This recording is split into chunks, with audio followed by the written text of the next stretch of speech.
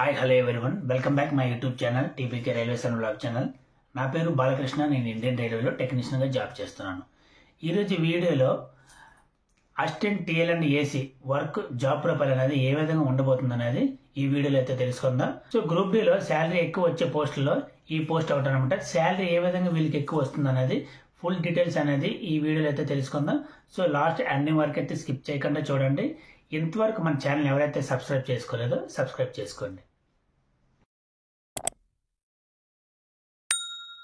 Assistant TL and AC గురించి job profile ఏ విధంగా ఉండబోతుందనే తెలుసుకుందాం. సో జాబ్ ప్రొఫైల్ చెప్పుకునే ముందు ఫస్ట్ వన్ వచ్చి సెలక్షన్ ప్రాసెస్ ఏ విధంగా ఉంటుంది, పోస్టింగ్ ఎక్కడ ఉంటుంది, నెక్స్ట్ జాబ్ ప్రొఫైల్ ఎలా ఉంటుంది, జాబ్ ప్రొఫైల్ తర్వాత మీకు శాలరీ ఏ విధంగా ఉంటుంది, డ్యూటీ అవర్స్ ఏ విధంగా ఉంటాయి, ట్రాన్స్ఫర్స్ ఏ విధంగా ఉంటాయి, అదేవిధంగా లీవ్స్ ఏ విధంగా ఉంటాయి అనేది, ప్రమోషన్స్ కూడా ఏ విధంగా ఉంటాయి అనేది ఫుల్ డీటెయిల్స్ అనేది ఈ వీడియోలో అయితే తెలుసుకుందాం. సో లాస్ట్ ఎండింగ్ వరకు అయితే స్కిప్ చేయకుండా చూడండి. So assistant TL and AC post ఏదైతే ఉందో ఇది గ్రూప్ డి ద్వారా రిక్రూట్మెంట్ చేయబడతారు అనమాట. ఆర్ఆర్సీ వాళ్ళు దీనికి కండక్ట్ చేస్తారు. సో మనకి ఈ యొక్క పోస్ట్కి ఎలిజిబిలిటీ కావాలంటే మన దగ్గర ఉండవలసిన క్వాలిఫికేషన్ ఏంటంటే మినిమం 10th పాస్ అయి ఉండాలన్నమాట. సో 10th క్వాలిఫికేషన్ ఎవరికైతే ఉందో ఈ పోస్ట్కి అనేది అప్లై చేసుకోవచ్చు. సో ఏజ్ లిమిట్ ఎంత ఉండాలంటే 18 years to 33 years అయితే బిఫోర్ అయితే ఉండేది 2019 వరకు. సో రీసెంట్గా మనకేంటంటే ఆఫ్టర్ కరోనా తర్వాత మనకి 3 years అనేది ఎక్స్టెండ్ చేశారు కాబట్టి 18 years to 36 years వరకు అయితే మనకి ఏజ్ లిమిట్ అనేది ఇవ్వడం అయితే జరిగింది. ఓబీసీ వాళ్ళకి 3 years ఏజ్ రిలాక్సేషన్స్, అదేవిధంగా ఎస్సీ ఎస్టీ వాళ్ళకి 5 years అనేది ఏజ్ రిలాక్సేషన్ అయితే ఉంటుంది. సో సెలక్షన్ ప్రాసెస్ ఏ విధంగా ఉండబోతుంది. సో మనకి సెలక్షన్ ప్రాసెస్ వచ్చి ఫస్ట్ వన్ వచ్చి సిబిటి, సింగిల్ సిబిటి అనేది కండక్ట్ చేస్తారు. సింగిల్ సిబిటి అయిన తర్వాత మనకి పీఈటీ అనేది ఉంటుంది. పీఈటీ తర్వాత డాక్యుమెంట్ వెరిఫికేషన్, నెక్స్ట్ వన్ వచ్చి మెడికల్ ఎగ్జామినేషన్. ఆ విధంగా మనకి సెలక్షన్ ప్రాసెస్ అయితే ఉంటుందన్నమాట. సో ఫస్ట్ వన్ వచ్చి సిబిటి. సిబిటీలో మనకి 100 questions ఉంటాయి, 90 minutes అనేది టైం ఉంటుంది. 1/3 నెగిటివ్ మార్కింగ్ అనేది ఉంటుంది. సో నెక్స్ట్ వన్ వచ్చి ఎవరైతే సిబిటి సింగిల్ సిబిటి అయితే ఎవరైతే క్వాలిఫై అవుతారో వాళ్ళకి నెక్స్ట్ వచ్చి పీఈటీ. ఈ పీఈటీ అంటే ఫిజికల్ ఎఫిషియన్సీ టెస్ట్. ఇది ఎట్లా ఉంటుంది అంటే మేల్స్కి ఒకలా ఉంటుంది, అదేవిధంగా ఫీమేల్స్కి ఒకలాగా కండక్ట్ చేస్తారు. సో మేల్స్ చూసుకుంటే 35 kg బరువు అనమాట. బ్యాగ్ మన భుజం పైన పెట్టుకుంటూ 100 meters 2 minutes అయితే రీచ్ అవ్వాలి. సో అదేవిధంగా 1000 meters అంటే 1 km అనమాట 4 minutes 15 seconds రీచ్ అవ్వగలగాలి. ఇది మేల్స్కి అనమాట. ఫిమేల్స్కి వచ్చి 20 kgs వెయిట్ పట్టుకొని 100 meters 2 minutes రీచ్ అవ్వాలి.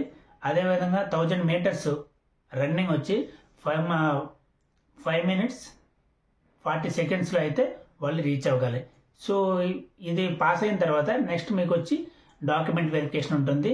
సో అదేవిధంగా మెడికల్ ఎగ్జామినేషన్ అయితే కండక్ట్ చేస్తారనమాట. సో సెలక్షన్ ప్రాసెస్ అనేది ఈ విధంగా ఉంటుంది. సో రైల్వేలో అప్రెంటిస్ చేసిన వాళ్ళకి ఓ బెస్ట్ బెనిఫిట్ అయితే ఉంది. అదేంటంటే వాళ్ళకి ఫస్ట్ సిబిటి అనేది కండక్ట్ చేస్తారు. సిబిటి కండక్ట్ చేసిన తర్వాత వాళ్ళకి పీఈటీ అనేది ఉండదు అనమాట. సో పీఈటీ అనేది ఎవరైతే రైల్వేలో అప్రెంటిస్ చేసి ఉంటారో వాళ్ళకి పీఈటీ అనేది కండక్ట్ చేయరు. డైరెక్ట్గా వాళ్ళకి మెడికల్ ఎగ్జామినేషన్, డాక్యుమెంట్ వెరిఫికేషన్ అయితే అవుతుంది అనమాట. సో మీరు ఫస్ట్ అనేది సిబిటి అనేది సెలెక్ట్ అవ్వాలి. సెలెక్ట్ అయిన తర్వాత డైరెక్ట్గా మీకు document verification and medical examination అనేది కండక్ట్ చేస్తారు. ఈ పీఈటీ అనేది స్కిప్ అవుతుంది అనమాట. వీళ్ళకి కండక్ట్ చేయడం అయితే జరగదు. నెక్స్ట్ వన్ వచ్చి పోస్టింగ్. పోస్టింగ్ అనేది వీళ్ళకి మెట్రో సిటీలో స్టేషన్లో కానివ్వండి, సో వై సిటీలో అండి అలాంటి దాంట్లో వై సిటీలో కానివ్వండి, ఇలాంటి దాంట్లో వాళ్ళకి స్టేషన్ పరిధిలో ఇస్తారనమాట. నెక్స్ట్ వన్ వచ్చి కోచ్ కేర్ సెంటర్స్ ఉంటాయి కదా, సో దాంట్లో కూడా వీళ్ళకి మెయింటెనెన్స్ యాడ్ ఉంటుందన్నమాట, ట్రైన్స్ మెయింటెనెన్స్ యాడ్. సో దాంట్లో కూడా ఇస్తుంటారనమాట. సో ఎక్కువగా వీళ్ళు చేసేది ఓపెన్ లైన్ అనమాట. ఓపెన్ లైన్లో వర్క్ చేయవలసి వస్తుంది అనమాట. ఓకే. సో నెక్స్ట్ వన్ వచ్చి job profile. Job profile assistant TL and AC యొక్క జాబ్ ప్రొఫైల్ ఏ విధంగా ఉంటుంది. వీళ్ళకి 4 types ఆఫ్ డ్యూటీస్ అయితే ఉంటాయి అనమాట. సో ఫస్ట్ వన్ వచ్చి ప్లాట్ఫామ్ డ్యూటీస్ ఉంటాయి. స్టేషన్లు ఉంటాయి కదా, స్టేషన్లో ప్లాట్ఫామ్ డ్యూటీస్ ఉంటాయి. సో సెకండ్ వన్ వచ్చి కోచ్ కేర్ సెంటర్స్, కాకపోతే లేదంటే యార్డ్ అని అంటుంటారు, ట్రైన్స్ యార్డ్ అనమాట. సో ట్రైన్ మెయింటెనెన్స్ అక్కడ జరుగుతుంటాయి, అక్కడ ఎలా వర్క్ ఉంటుందని చెప్తాను. సో థర్డ్ వన్ వచ్చి సిక్ లైన్స్లో డ్యూటీలు అయితే ఉంటాయి అనమాట. నెక్స్ట్ వచ్చి ఐవాచ్ డ్యూటీస్ ఉంటాయి. ఐవాచ్ సిక్ లైన్ అంటారు. ఈ విధంగా వాళ్ళకి డ్యూటీస్ అయితే ఉంటాయి. సో ఈ డ్యూటీస్ ఎలా ఉంటాయి అనేది చూద్దాం. ప్లాట్ఫామ్ డ్యూటీలో మనకి ఏంటంటే ఒక స్టేషన్ పరిధిలో మనకి కొంతమంది స్టాఫ్ అయితే ఉంటారు. సో మీరు ఎస్ఎస్సి అండర్లో అయితే పనిచేస్తారంట. ఎస్ఎస్సి మీ పైన టెక్నీషియన్ 3, టెక్నీషియన్ పైన టెక్నీషియన్ 1, టెక్నీషియన్ 2, టెక్నీషియన్ 1, అది ఎంసీఎం, ఎస్ఎస్సి కానివ్వండి, జేఈ కానీ వాళ్ళు ఉంటారు. వాళ్ళ అండర్లో మీరు పని చేయవలసి వస్తుంది. వాళ్ళు ఏం చెప్తారో దాన్ని హెల్పర్గా మీరు వాళ్ళు చెప్పిన పని చేయవలసి వస్తుంది అనమాట. హెల్ప్ చేస్తూ ఉండాలన్నమాట. సో మీకు వర్క్ ఎలా ఉంటుందంటే ప్లాట్ఫామ్ డ్యూటీలో, సో ఏదైతే ఇన్కమింగ్ ట్రైన్ వస్తుందో, సో ఇప్పుడు ఔరా నుండి చెన్నైకి ట్రైన్ వచ్చింది. సో వచ్చిన తర్వాత ప్యాసింజర్ అందరూ దిగిన తర్వాత అక్కడ ప్యాసింజర్ అందరూ దిగిన తర్వాత సర్క్యూట్స్ అనేది ఆఫ్ చేయవలసి వస్తుంది. అంత ఫ్యాను, లైటు ఇవన్నీ కూడా ఆఫ్ చేయవలసి వస్తుంది. సో మీరు ఆఫ్ చేసేటప్పుడు ఏదైనా మీరు గమనించినట్లయితే ఒక బండి నో లేట్ అయ్యింది, లేకుంటే కంట్రోల్ నుండి ఏదైనా మెసేజ్ వచ్చినట్లయినా సరే, అంటే ఈ పలానా వచ్చిన బండిలో ఒక ఫెయిల్యూర్ ఉంది, మీరు అటెంప్ట్ చేయాలంటే ప్లాట్ఫామ్ డ్యూటీలో ఉన్న వాళ్ళు వెళ్ళి దాన్ని అటెంప్ట్ చేయవలసి వస్తుంది అనమాట. సో ఈ విధంగా డ్యూటీస్ ఉంటాయి. అదేవిధంగా అక్కడ నుండి బయలుదేరి వెళ్ళే బండ్లకు కూడా, సో చెన్నై నుండి ఔరా వెళ్ళే బండి నుండి కోరమండలం ఉందనుకోండి, సో ఈ కోరమండల బండికి మీరు అన్ని స్లీపర్ అయితే స్లీపర్, ఏసీ అయితే ఏసీ, ఇవన్నీ కూడా ఆన్ చేయవలసి వస్తుంది అనమాట. సో మోస్ట్లీ ఏసీకి అయితే వాళ్ళు స్టాఫే ఉంటారు, ఏసీ ఆన్ చేసుకుంటారు ముందు నుండినే. సో స్లీపర్ క్లాసెస్ ఏముందో, టీఎల్ అంటే స్లీపర్ క్లాసెస్ ఏవైతే ఉందో, ఈ స్లీపర్ క్లాసెస్ కానివ్వండి, జనరల్ కానివ్వండి, ఇవన్నీ కూడా మన టీఎల్ వాళ్ళు ఎవరైతే ఉంటారో అవన్నీ కూడా సర్క్యూట్స్, ఫ్యాను, లైట్ ఇవన్నీ కూడా ఆన్ చేస్తారనమాట.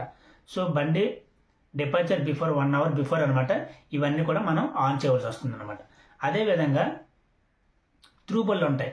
సో చెన్నై సెంట్రల్ వచ్చి అక్కడ నుండి మళ్ళీ వెళ్ళే బళ్ళు ఉంటాయి కదా, అలాంటి బళ్ళు ఏంటంటే మనం మొత్తం ఒకసారి చెక్ చేసుకోవాలి. బండి అన్ని వోల్టేజ్ అన్ని బాగానే ఉన్నాయా లేదని చెక్ చేసుకోవాలి. ఫైనల్గా గార్డ్ దగ్గర అనమాట మనం సంతకం తీసుకోవాలన్నమాట. అదేవిధంగా మనకి పైనుండి కంట్రోల్ నుండి కానివ్వండి ఎవరి నుండి మనకి మెసేజ్ వచ్చినట్లయితే, సో ఫలానా ఫెయిల్యూర్ ఉంది, మీరు వెళ్ళి అటెంప్ట్ చేయాలంటే అక్కడికి మీతో పాటు ఒక టెక్నీషియన్ కూడా వస్తారనమాట. టెక్నీషియన్, ఎంసీఎం, జేయూ వరకు అది మేజర్ ప్రాబ్లం అయితే అందరు కూడా అక్కడికి వచ్చి టీం వర్క్ చేసి దాన్ని రెక్టిఫై చేయాలన్నమాట. సో చేసిన తర్వాత ఫైనల్గా అవుట్పుట్ అనేది మీరు కంట్రోల్ మెసేజ్ ఇవ్వాల్సి వస్తుంది అనమాట. సో ఈ విధంగా ప్లాట్ఫామ్లో డ్యూటీ అనేది ఉంటుందన్నమాట. సో ప్లాట్ఫామ్లో డ్యూటీ చేసుకోవాలంటే ప్లాట్ఫామ్లో డ్యూటీ చేసే వాళ్ళు ఖచ్చితంగా షిఫ్ట్ డ్యూటీలు అయితే ఉంటాయి. సో ఓన్లీ డే డ్యూటీస్ అనేవి ఉండవు, షిఫ్ట్ డ్యూటీలు అయితే ఉంటాయి. ట్రైన్ కోచ్ కేర్ సెంటర్లో మన డ్యూటీస్ ఎలా ఉంటాయంటే, ఇక్కడ ఏంటంటే ట్రైన్ అనేది మెయింటైన్ చేయాలి. సో మనకి స్లీపర్ క్లాసెస్ కానివ్వండి, జనరల్ క్లాసెస్ కానివ్వండి, ఇవన్నీ ఉంటాయి కదా. దీన్ని మనం రూఫ్లో fan, light, cell phone charger, voltage, individual voltage, battery voltage ఇవన్నీ చెక్ చేస్తూ ఉండాలి. సో అదనేది మన టెక్నీషియన్స్, ఎంసీఎం అయితే తీసుకుంటారు. వాళ్ళతో పాటు మనకి ఏదైనా ఫ్యాన్ తిరగకపోయినా సరే ఫ్యాన్ రీప్లేస్ చేయమంటారు. ఆ వర్క్ అనేది మనం చేయవలసి వస్తుంది అనమాట. సెల్ ఫోన్ ఛార్జర్ పని చేయట్లేదు, ఫీజు మార్చాలంటే ఆ ఫీజు అని మార్చాలి. మన హెల్పర్ అనమాట, వాళ్ళు చెప్తుంటారు ఇది ఫెయిలియర్ ఉంది, అది నువ్వు వెళ్ళి అటెంప్ట్ చేయాలంటే మనం ఆ వర్క్ అనేది అటెంప్ట్ చేయాలి. మీకు తెలియకపోతే వాళ్ళే చెప్తారు, మనం కూడా నేర్చుకోవాలన్నమాట. ఈ విధంగా మనం అనేది వర్క్ అనేది ఉంటుంది. మెయింటెనెన్స్ టైంలో మనకి వర్క్ అనేది ఉంటుంది. మన మెయింటెనెన్స్ టైంలో ఏంటంటే ఎల్హెచ్బి ఉంటుంది, హెచ్జి ఉంటుంది. సో ఎల్హెచ్బి కోచెస్ ఏంటంటే, హెచ్జి కోచెస్ ఏంటనేది నేను నెక్స్ట్ వీడియో అయితే క్లారిటీగా అయితే చెప్తాను. ఐఓహెచ్ డ్యూటీస్, ఐఓహెచ్ కానీ సిక్ లైన్ కానీ డ్యూటీస్ ఎలా ఉంటాయంటే, కోచ్ రన్నింగ్ అయిన 9 months తర్వాత ఐఓహెచ్కి అనమాట వస్తుంది అనమాట, ఇంటర్మీడియట్ ఓవరాల్ ఇంక వస్తుంది అనమాట. అక్కడ ఏంటంటే కోచ్ అని లిఫ్ట్ చేసి మెకానికల్ చూస్తారు, ఎలక్ట్రికల్ సంబంధించి ఎలక్ట్రికల్ చూస్తారు. ఇవన్నీ కూడా చేంజ్ చేయవలసిన ఐటమ్స్ ఏమైనా ఉంటే, ఇప్పుడు సెల్స్ ఉన్నాయి, దాని యొక్క డేట్ అయిపోయింది అనమాట. సో డేట్ అయిన తర్వాత ఏం చేస్తారు, డిఫెక్ట్ అయిన తర్వాత ఆ డిఫెక్ట్ సెల్ని తీసి కొత్త సెల్ని వేయడం. అదేవిధంగా ఎల్హెచ్బి ట్రాన్స్ఫర్ ఏదైనా ప్రాబ్లం ఉంటే ట్రాన్స్ఫర్ తీసి వేరే ట్రాన్స్ఫర్ రీప్లేస్ చేయడం, ఇలాంటివన్నీ కూడా వర్క్స్ ఉంటాయి అనమాట. సో ఈ విధంగా మీరు ఒక్కరే చేయవసరం లేదు, మీతో పాటు ఒక టీం వర్క్ ఉంటుందన్నమాట. వాళ్ళకి మీరు హెల్పర్గా చేస్తూ ఉండాలన్నమాట. సో అదే విధంగా మీరు వర్క్ నేర్చుకోవాలి. ఎందుకంటే ఫ్యూచర్లో మీకు ప్రమోషన్ వస్తే వర్క్ అనేది ఫుల్ ఫ్లెడ్జ్గా మీకు తెలిసి ఉంటాయి కదా. ప్రమోషన్ వచ్చేటప్పుడు మీరు ఈజీగా మీరు టెక్నీషియన్ అయ్యేటప్పుడు మీరు చేయగలగాలి కదా వర్క్ అనేది. సో ఆ విధంగా వర్క్ నేర్చుకోవాలి. అదేవిధంగా వాళ్ళు చెప్పిన వర్క్ మనం చేసుకుంటూ నేర్చుకుంటూ ఉండాలన్నమాట. Duty hours. So duty hours అనేది ప్లాట్ఫామ్ డ్యూటీలో ఒకలా ఉంటాయి, మెయింటెనెన్స్ డ్యూటీలో ఒకలా ఉంటాయి, సిక్ లైన్లో ఒకలా ఉంటాయి, ఐఓహెచ్ సిక్ లైన్లో ఈ విధంగా ఒకలాగా ఉంటాయి అనమాట. అంటే డిఫరెంట్గా ఉంటాయి. సో ప్లాట్ఫామ్ డ్యూటీ చేసిన ప్లాట్ఫామ్ డ్యూటీ చేయాలనేది ఏం లేదు, వీళ్ళందరూ కూడా ఆల్టర్నేటివ్ చేంజ్ చేస్తూ ఉంటారు. సో ఒక 3 months ప్లాట్ఫామ్ డ్యూటీ అయితే అక్కడ నుండి మీకు మెయింటెనెన్స్ డ్యూటీ పంపిస్తారు. మెయింటెనెన్స్ డ్యూటీ ఒక 3 months అయితే అక్కడ నుంచి సిక్ లైన్ డ్యూటీ, ఇలాగా ఆల్టర్నేట్గా చేంజ్ చేస్తూ ఉంటారు అనమాట. ఎందుకంటే అన్ని దగ్గరలో కూడా మీరు వర్క్ తెలుసుకోవాలి కాబట్టి మీరు ఆల్టర్నేట్గా మీకు చేంజ్ చేస్తూ ఉంటారు అనమాట. డ్యూటీ అవర్స్ వచ్చి కొన్ని దగ్గరలో ఇప్పుడు సిక్ లైన్ ఉన్నాయనుకోండి, ఎమర్జెన్సీగా నైట్ షిఫ్ట్ అయితే ఉంటుంది, కాకపోతే మోస్ట్లీ అనమాట డే షిఫ్ట్ ఉంటుంది అనమాట. ఓకే. సో మెయింటెనెన్స్ అనేది డే బై నైట్ ఉంటుంది, మీకు షిఫ్ట్ వైజ్లో ఉంటాయి. ఎందుకంటే ఇక్కడ ట్రైన్స్ అనేది మనం మెయింటైన్ చేస్తూ ఉండాలి. ఈ ట్రైన్ వెళ్ళాక వేరే ట్రైన్ వస్తుంది, ఆ ట్రైన్ వెళ్ళాక ఇంకో ట్రైన్ వచ్చి మనకి మెయింటెనెన్స్కి వస్తుంది. కాబట్టి ఇక్కడ కంటిన్యూస్గా సైక్లింగ్ అవుతుంది కాబట్టి మనకు షిఫ్ట్లు అనేది ఉంటాయి అనమాట. ఈ షిఫ్ట్లు అదేవిధంగా ప్లాట్ఫామ్ డ్యూటీలు కూడా షిఫ్ట్ వైజ్ మనకి డ్యూటీస్ ఉంటాయి అనమాట. సో ఈ డ్యూటీలు అనేది మీకు ఎస్ఎస్ అనేది రాస్టర్ అనేది ప్రిపేర్ చేస్తారు ముందు నుండి. మీరు ఎప్పుడు రావాలి, డే బై నైట్ ఎప్పుడు రావాలి, ఈవినింగ్ ఎప్పుడు రావాలి, మీకు రెస్ట్ ఎప్పుడు ఉండబోతుంది అనేది మొత్తం వాళ్ళ యొక్క రాస్టర్ రెడీ చేసి మీకు చెప్పడం జరుగుతుంది. అదే రాస్టర్ అనేది మీరు ఫాలో అవ్వాలన్నమాట. ఓకే, నెక్స్ట్ వచ్చి వీక్లీ 1 డే, అంటే సండే కావాలని ఉండదు. ఇక్కడ వీక్లీ 1 డే ఏదో ఒక రోజు అనేది మీకైతే రెస్ట్ అయితే ఉంటుంది. సో నెక్స్ట్ వన్ వచ్చి శాలరీ వచ్చి మీకు బేసిక్ పే వచ్చి 18,000. ఓకే, సో 53% ప్రెసెంట్ డిఏ నడుస్తుంది కాబట్టి 9,540 రూపాయలు వస్తుంది అనమాట. నెక్స్ట్ వన్ వచ్చి హెచ్ఆర్ఏ 30%. సో మెట్రో సిటీ అయితే 30%, వైసిటీ అయితే ఒక 20%, అండ్ జెడ్ సిటీ అయితే ఒక 10% అనేది మనకి హెచ్ఆర్ఏ అయితే ఇస్తారనమాట. సో మనకి మెట్రో సిటీ 30% అంటే 5,400 అనేది హెచ్ఆర్ఏ అయితే ఇస్తారు. ఇంటి నుండి డ్యూటీకి వెళ్ళడానికి, డ్యూటీ నుండి ఇంటికి రావడానికి మనకి ట్రాన్స్పోర్ట్ అలవెన్స్ అనేది రైల్వే డిపార్ట్మెంట్ అలవెన్స్ అనేది కూడా ఇస్తుంది అనమాట. ట్రాన్స్పోర్ట్ అలవెన్స్ వచ్చి మనకి 2,066 రూపీస్ అయితే వస్తుంది అనమాట. ఓవరాల్గా మీకు వచ్చే శాలరీ ఎంత అంటే 35K వరకు అయితే మీకు శాలరీ అయితే వస్తుంది. ఓకే, సో దీంతో పాటు మీకు నైట్ డ్యూటీ చేస్తే నైట్ డ్యూటీ అలవెన్స్ వస్తాయి, ఎన్హెచ్ రోజు డ్యూటీ చేస్తే ఎన్హెచ్ డ్యూటీ అలవెన్స్ వస్తాయి. అదేవిధంగా ఓటీ, సో మీరు ఆన్లైన్ డ్యూటీ వెళ్ళినట్లయితే ఓటీ కూడా వస్తుంది అనమాట, ఓవర్ టైం కూడా వస్తుంది. నెక్స్ట్ వచ్చి టీఏ, ట్రైన్కి వెళ్ళి వస్తుంటారు కదా, ఆన్లైన్ డ్యూటీ వెళ్ళి వస్తుంటారు కదా, టీఏ కూడా మీకు వస్తుంది అనమాట. ఈ టీఏ రావడం వల్ల ఓవరాల్గా మీకు ఈ శాలరీ అనేది ఇంక్రీజ్ అయిపోతూ ఉంటుంది అనమాట. మినిమం 50-60 వరకు అనేది మీరు ఫర్ మంత్ అనేది తీసుకుంటారు. ఓకే, ఈ విధంగా దీంట్లో ఎక్కువ శాలరీ వస్తుందంటే అర్థం ఏంటంటే మీరు ఎప్పుడైతే ఆన్లైన్ డ్యూటీ వెళ్తుంటారో, ఆన్లైన్ డ్యూటీ వెళ్ళిన తర్వాత మీకు టీఏ అండ్ ఓటీ రెండు కూడా ఇంక్లూడ్ అయ్యి మీకు వస్తాయి కాబట్టి మీ యొక్క శాలరీ అనేది ఇంక్రీజ్ అవుతుంది. సో నెక్స్ట్ వన్ వచ్చి లీవ్స్ ఎల్ఐపి అంటారు. ఎల్ఐపి 30 days అయితే ఇస్తారు. So 6 months 15, 6 months 15. So next one వచ్చి ఎల్హెచ్ఏపి, సిక్ లీవ్స్ అంటారు దీన్ని. ఇవి వచ్చి ఇయర్లీ 20 days అయితే ఇస్తారు. సో సిఎల్ అయితే 10 CL అయితే ఇస్తారు. నెక్స్ట్ వన్ వచ్చి ఎన్హెచ్ వచ్చి ఒక 12 NH అయితే ఉంటాయి అనమాట. 12 NHs ఉంటాయి.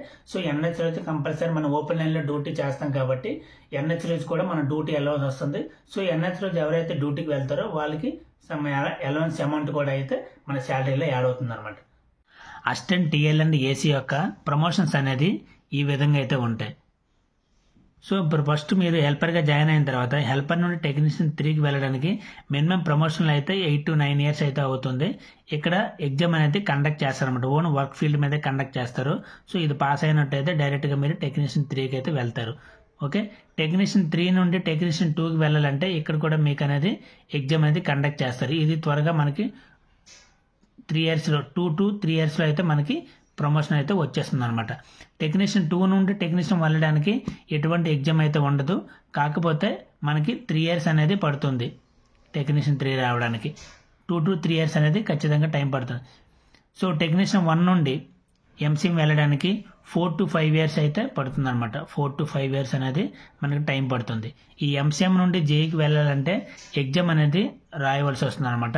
ఎగ్జామ్ కండక్ట్ చేస్తారు. ఆ ఎగ్జామ్ రాస్తే క్వాలిఫై అయినట్లయితే డైరెక్ట్గా మనం జేఈ పోస్ట్కి అయితే ఎలిజిబిలిటీ అవుతాం. సో జేఈ నుండి ఎస్ఎస్సి వెళ్ళాలంటే మినిమం 5 to 6 years అనేది టైం పడుతుంది.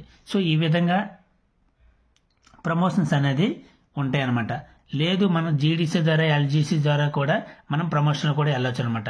జీడీసీ ద్వారా అయితే ఆఫ్టర్ జాయినింగ్, సో మీరు జాయిన్ అయిన నెక్స్ట్ డే నుండి జీడీసీ కనుక నోటిఫికేషన్ రిలీజ్ అయినట్లయితే దానికి మీరు అప్లై చేసుకోవచ్చు అనమాట. అప్లై చేసుకొని డైరెక్ట్గా మరి జేఈ కానీ ఎస్ఎస్సి కానీ ఆ విధంగా మీరు ఏ పోస్ట్కైనా సరే ప్రమోషన్లో వెళ్ళొచ్చు. సో నెక్స్ట్ వన్ వచ్చి ఎల్డీసీ నోటిఫికేషన్ ద్వారా కూడా మీరు ప్రమోషన్లో వెళ్ళే అవకాశం అయితే ఉంది. సో ఎల్డీసీ నోటిఫికేషన్కి మీకు 3 years అనేది సర్వీస్ అనేది ఎలిజిబుల్ అయ్యి ఉండదు. 3 years అనేది సర్వీస్ అనేది కంప్లీట్ అయితేనే ఈ ఎల్డీసీ నోటిఫికేషన్కి మీరు ఎలిజిబిలిటీ అవుతారు. సో డైరెక్ట్గా ఎల్డీసీ ద్వారా మీరు టెక్నీషియన్ 3 కూడా వితిన్ 3 yearsలో అయితే వెళ్ళవచ్చు. సో అదేవిధంగా జేఈ కానివ్వండి, ఎస్ఎస్సి కానివ్వండి, సో ఎల్డీసీ ద్వారా కూడా మీరు ప్రమోషన్లో వెళ్ళే అవకాశం అయితే ఉందన్నమాట. సో నెక్స్ట్ వన్ వచ్చి ఆన్లైన్ డ్యూటీస్ ఏ విధంగా ఉంటాయంటే మీరు ప్రజెంట్ తమిళనాడు ఎక్స్ప్రెస్ ఉంది కదా, సో చెన్నై నుండి న్యూఢిల్లీ వెళ్తుంది. సో చెన్నై నుండి న్యూఢిల్లీ వెళ్ళేటప్పుడు ఆ ఏ ట్రైన్ చెన్నై నుండి న్యూఢిల్లీ వెళ్ళి న్యూఢిల్లీ నుండి మళ్ళీ చెన్నైకి రావాలి, అదే ట్రైన్లోనే రావాలన్నమాట. ఈ ట్రైన్లో మీకు ఆన్ డ్యూటీ అనేది ఉంటుందన్నమాట. సో మీరు అక్కడ డ్యూటీ ఏం చేస్తారంటే మీ పైన ఎంసీఎం ఉంటారు, పవర్ కార్ ఉంటుంది, పవర్ కార్లో ఎంసీఎం ఉంటారు, ఎంసీఎంతో పాటు మీరు అక్కడ అటెండర్గా ఉండవలసి వస్తుంది అనమాట. ఒక హెల్పర్ ఉంటారు, ఫస్ట్ ఏసీ ప్యాసింజర్కి అటెండర్గా ఉంటారనమాట. సో అదే బండికి ట్రైన్కి వెళ్ళి అదే ట్రైన్కి మీరు రావాల్సి వస్తుంది. సో ట్రైన్లో వెళ్ళి ఇదే ట్రైన్లో వస్తారు కాబట్టి మీకు ఓటు దొరుకుతుంది, దాంతోపాటు టీఏ కూడా మీకు ఇవ్వడం అయితే జరుగుతుంది అనమాట. సో ఇదనేది ఆల్టర్నేట్గా ఉంటుంది. ఒకేలా మీకు ఆన్లైన్ డ్యూటీ అంటే ఆన్లైన్ డ్యూటీ ఉండదు. ఈరోజు ఆన్లైన్ డ్యూటీ అనుకో ఒక 3 days అనేది హెచ్ డ్యూటీ ఉంటుంది, లేదంటే ప్లాట్ఫామ్ డ్యూటీ ఉంటుంది, సిక్ లైన్ డ్యూటీ ఉంటుంది. చెప్పాను కదా, డ్యూటీస్ అనేది మీకు ఆల్టర్నేటివ్ చేంజ్ అవుతూనే ఉంటాయి అనమాట. ఒకే డ్యూటీ ఆల్టర్నేటివ్ చేంజ్ అవుతూ ఉంటాయి. సో ఇదండి అసిస్టెంట్ టీఎల్ అండ్ ఏసీ అంటే హెల్పర్గా మీ యొక్క జాబ్ ప్రొఫైల్ అనేది ఈ విధంగా ఉంటుందన్నమాట. సో ఇంతవరకు మన ఛానల్ ఎవరైతే సబ్స్క్రైబ్ చేసుకోలేదో సబ్స్క్రైబ్ చేసుకోండి.